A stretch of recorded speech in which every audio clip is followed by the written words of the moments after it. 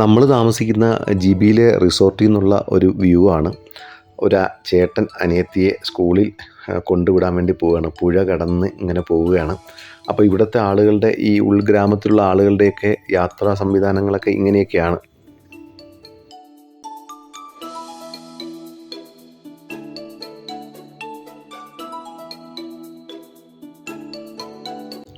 നമ്മൾ ബ്രേക്ക്ഫാസ്റ്റിന് വേണ്ടി വെയിറ്റ് ചെയ്യുകയാണ്.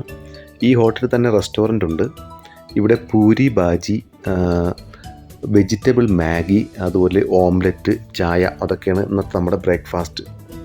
ഈ പുഴക്കരയിലിരുന്ന് ഇങ്ങനെ ചായ കുടിക്കാനും ഫുഡ് കഴിക്കാനും ഒക്കെ നല്ല രസമാണ്. നല്ല തണുപ്പുണ്ട്. രാവിലെയാണ്, നല്ല തണുപ്പുമുണ്ട്.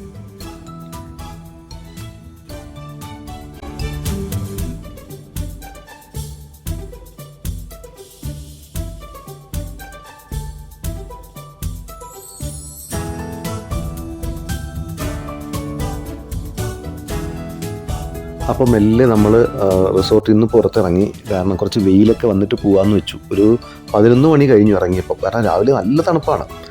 അപ്പോൾ നമ്മളെല്ലാം റെഡിയായി. നമ്മളിവിടെ തൊട്ടടുത്ത് ഒരു ജിബി വാട്ടർഫാൾ ഉണ്ട്, അവിടേക്ക് പോവുകയാണ്. നമ്മൾ താമസിക്കുന്ന റിസോർട്ടിൽ നിന്ന് ഒരു 400 മീറ്റർ അകലെയാണ് ഈ ജിബി വാട്ടർഫാൾ. അപ്പോൾ ആ വാട്ടർഫാളിൻ്റെ ആ റോഡ് സൈഡിലൊക്കെ കച്ചവടക്കാരൊക്കെ ഉണ്ട്. ഈ ടൂറിസം മേഖല ഒരു ഗ്രാമത്തിൽ അല്ലെങ്കിൽ ഒരു പ്രദേശത്തെ ഒരുപാട് രീതിയിൽ സ്വാധീനിക്കും. അവരുടെ വരുമാനം കൂട്ടും. ഇപ്പോൾ ഇവിടെ തന്നെ ഈ ജിബി വാട്ടർഫാളിൻ്റെ ആ റോഡിൻ്റെ 2 ഭാഗത്തും കുറേ കടകളുണ്ട്. ഈ പല പല വർണ്ണത്തിലുള്ള നൂല് കൊണ്ടുവന്ന് തുന്നി അവർ തൊപ്പിയും അതുപോലെ പിന്നെ ജാക്കറ്റും ഒക്കെ ഉണ്ടാക്കുന്നുണ്ട്. അതുപോലെ തന്നെ ക്രാഫ്റ്റ് സാധനങ്ങളൊക്കെ ഉണ്ടാക്കുന്നുണ്ട്. ഇപ്പോൾ ഈ കടകളിൽ തന്നെ കൂടുതലും കച്ചവടക്കാരായി നിൽക്കുന്ന സ്ത്രീകൾ ഇവിടെ നിന്ന് 5 കിലോമീറ്റർ മുകളിലുള്ള ഒരു ഗ്രാമമുണ്ട്. സെറി എന്നാണ് ആ ഗ്രാമത്തിൻ്റെ പേര്. അവിടെയുള്ള സ്ത്രീകളാണ് ഇങ്ങനെ കച്ചവടം ചെയ്യുന്നത്. ഇത് അവിടെ ഒരു ചെറിയ വരുമാന മാർഗ്ഗമാണത്. ഞങ്ങളങ്ങനെ 2 ജാക്കറ്റ് വാങ്ങിച്ചു. ഹിമാചൽ സ്റ്റൈലിലുള്ള 2 ജാക്കറ്റല്ല, 2 പാൻറ്റ് വാങ്ങി.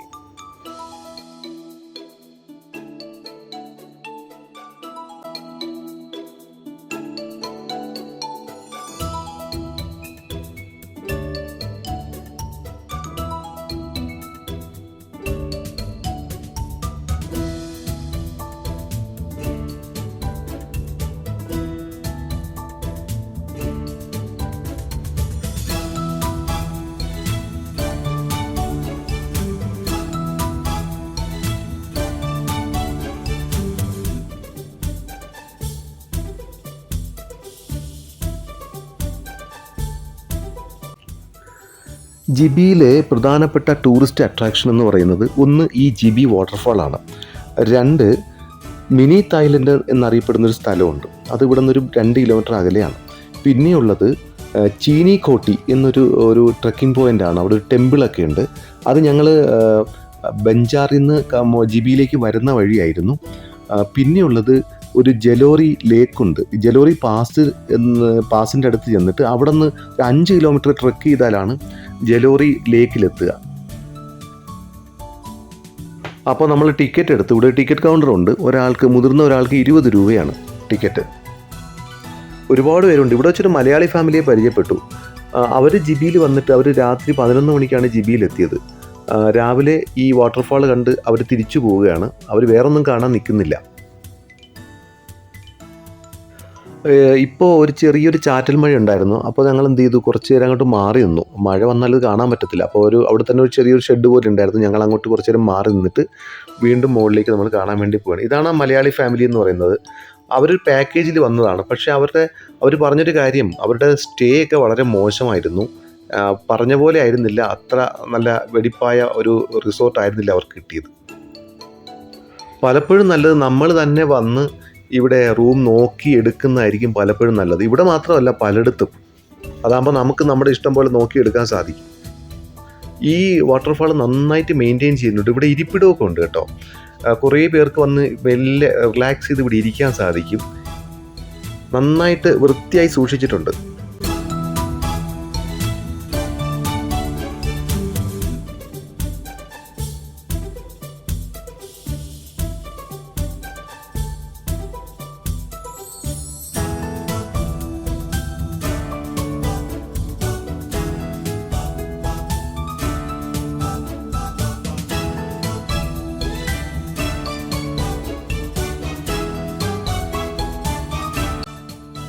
അങ്ങനെ മെല്ലെ വാട്ടർഫാളിലേക്ക് പോകുന്ന വഴിക്ക് ഇതാ ഇവരെ പരിചയപ്പെട്ടു.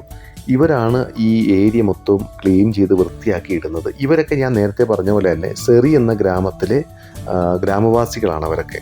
ഈ ഹിമാചലിലെ ആളുകളുടെ പെരുമാറ്റം വളരെ ഹൃദ്യമായ പെരുമാറ്റമാണ് കേട്ടോ. നമ്മളോടത്തൊക്കെ വളരെ സ്നേഹത്തിലും മര്യാദയോടെയാണ്, ചിരിച്ചുകൊണ്ടാണ് അവർ സംസാരിക്കുന്നത്. കുറേ കാര്യങ്ങളുണ്ടാവും. ഇപ്പോൾ അവർ ഈ കാര്യം നമ്മളോട് സംസാരിക്കുന്ന കൂട്ടത്തിൽ തന്നെ അവർ ആ തുന്നലും ചെയ്യുന്നുണ്ട്. ഇതൊരു തൊപ്പിയാണ്. ഇപ്പോൾ വേനൽക്കാലം ആയതുകൊണ്ട് ഈ ജിബി വാട്ടർഫാളിൽ വെള്ളം വളരെ കുറവാണ്. വെള്ളം ഉള്ള സമയത്ത് നല്ല മനോഹരമായിരിക്കും. ഇപ്പോഴും നല്ല ക്യൂട്ടാണ്, നല്ല മനോഹരമാണ്. നന്നായി ഇത് മെയിൻറ്റെയിൻ ചെയ്തിട്ടുണ്ട് എന്നുള്ളതാണ് എൻ്റെ പ്രത്യേകത. ചപ്പ് ചവറുകളൊന്നും എങ്ങും കാണാനില്ല. അതുപോലെ നന്നായി സൈഡ് വാളൊക്കെ കെട്ടി ചെറിയൊരു പൂള് പോലെയാക്കി. ഇപ്പോഴും കുളിക്കുകയൊക്കെ ചെയ്യാം, പക്ഷേ വെള്ളം അസാധ്യ തണുപ്പാണ്. നമുക്ക് തൊടാനേ പറ്റുള്ളൂ, കുളിക്കാനൊന്നും പറ്റത്തില്ല. അങ്ങനത്തതാണ്. അതുകൊണ്ട് കുളിക്കാൻ നിന്നില്ല നമ്മൾ.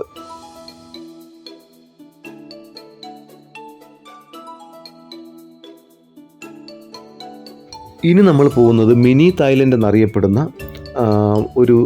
ഒരു അരുവിയിലേക്കാണ്. ഇവിടുന്ന് ഏകദേശം 3 കിലോമീറ്ററാണ് അവിടത്തേക്കുള്ള ദൂരം.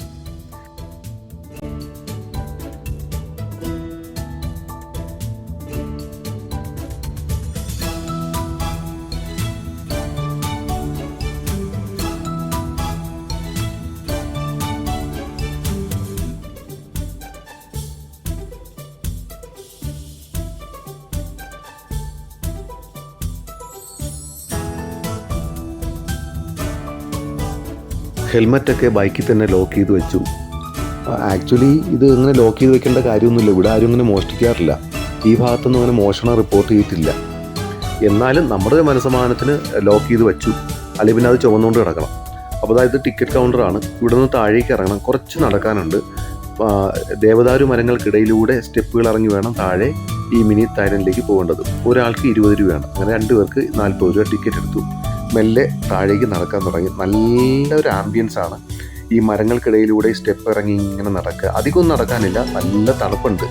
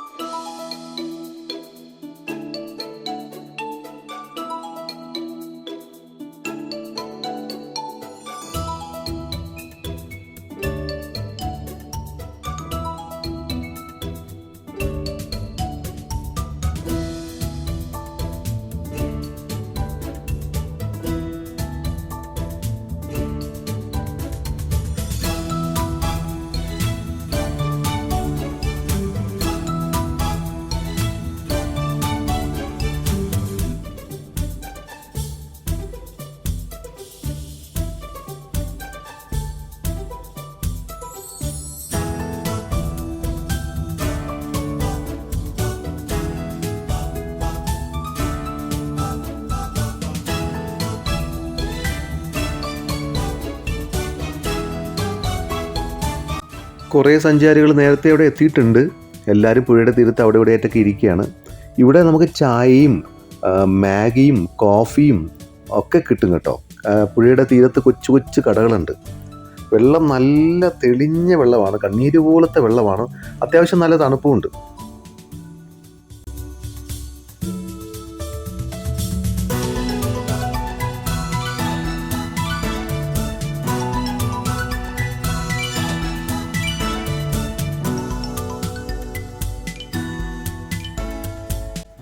നമ്മുടെ കയ്യിൽ ആപ്പിൾ വാങ്ങിച്ചു വെച്ചിട്ടുണ്ടായിരുന്നു. അപ്പോൾ പുഴയുടെ കരയിൽ നിന്നൊരു ആപ്പിൾ കഴിക്കാം, അതൊരു ആംബിയൻസ് അല്ലേ.